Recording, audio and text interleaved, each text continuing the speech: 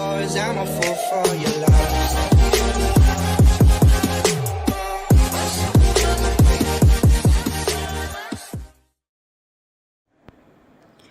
There are several types of cracks in concrete beams. First, cracks in beams due to increased shear stress. This type of cracks appears near the supports such as wall or column. These cracks are also called as shear crack and are inclined at 45 degrees with the horizontal. These cracks in beams can be avoided by providing additional shear reinforcement near the support where the shear stress is maximum. Shear stress is maximum at a distance of d per 2 from the support where d is the effective depth of beam. The second type of cracks in concrete beams is due to corrosion or insufficient concrete cover. Generally, beams are provided with slab at the top which the beam is not exposed to environment. Bottom of the beam are exposed to environment, and if the cover to reinforcement is insufficient, the corrosion of reinforcement takes place. So, cracks due to corrosion of reinforcement appears at the bottom of the beam. This crack generally appears near the side face of the beam near the bottom reinforcement along its length. This crack can be prevented by providing adequate labor cover as per environmental conditions during construction. The third type of cracks is due to increased bending stress in beams. This type of cracks appears near the center of span of the beam at an angle of 45 degrees with horizontal, as the bending moment is maximum at that point. If the reinforcement provided is insufficient for the load the beam is exposed to, bending stress increases, which leads to increased deflection at the middle span of the beam.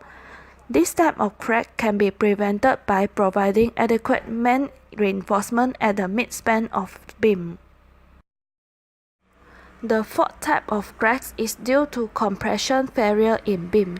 This type of crack appears at the top if the beam is over-reinforced. In case of over-reinforcement, the beam has the capacity to bear higher bending stress, but at the same time, if the top reinforcement provided is insufficient to carry the compressive stress, the top of the beam gets cracks. This type of failure can be prevented by designing a balanced section in which the capacity of beam in compression is capable of carrying additional compressive stress. The picture above shows an example of cracks in concrete beams in real life, which happens in Muar Johor. This type of cracks is due to increased shear stress and corrosion or insufficient concrete cover. The beam is not capable to sustain the heavy load from the first floor of the building. This may be due to insufficient reinforcement that is provided to the beam during construction. Therefore, crack in beam happens and it can cause danger to the people who pass by the buildings.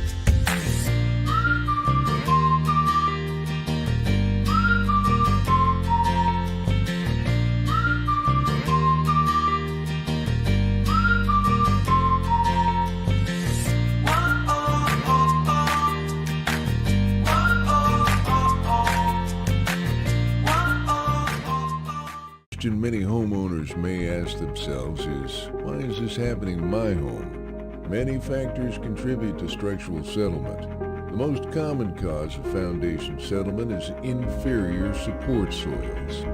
Homes built on soft, low-density soils or fill that have been improperly compacted is a leading cause of foundation problems.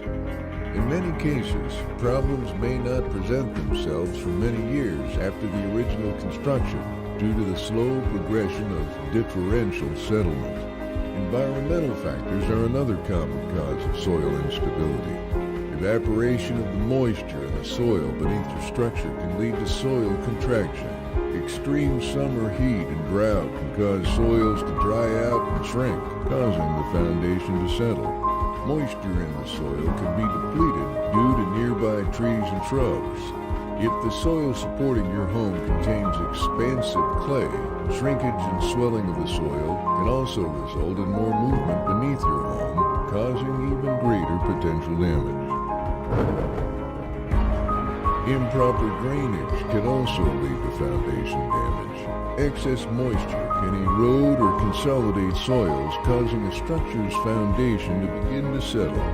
Many poor drainage issues are due to improper guttering, plumbing leaks, and the slope or grade of the land. Should the support soils contain expansive clays, excess moisture resulting from improper drainage can cause the soils to swell and heave up, lifting the foundation. This can result in serious damages and extensive, costly repairs. The causes of foundation failure on one's home or business can be varied and unique to each structure and location. The signs of structural movement are essential to resolving the causes of foundation movement. There are two common warning signs of slab failure, which are cracks on slab and difficulty to open the window or doors. The picture shows the example of cracks on slab.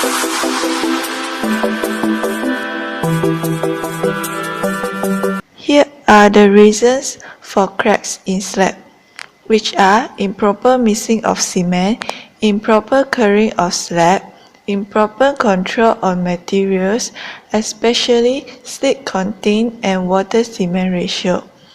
Next is improper way of compaction of cement, too early in removing formwork from the slab, and also excessive deformation of slab due to the settlement.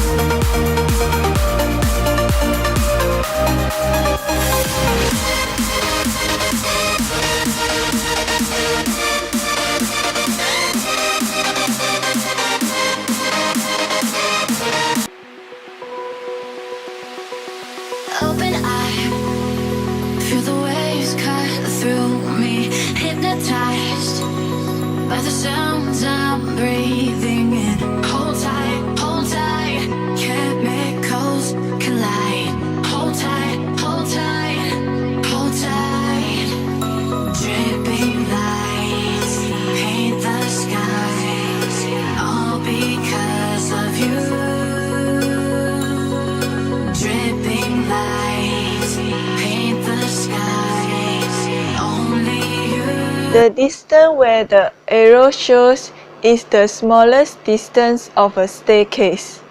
The smallest distance usually is the weakest point of the staircase, where the cracks easily forms and appear at this area.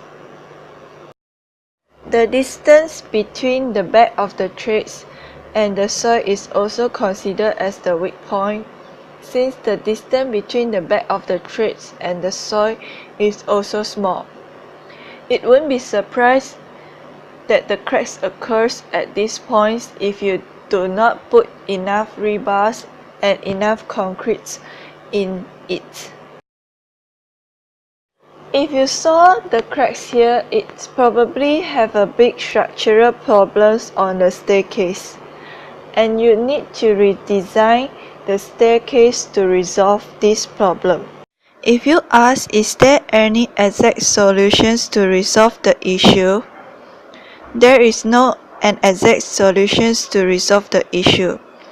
However, you can always minimize the issues by making the area of the staircase a little bit bigger.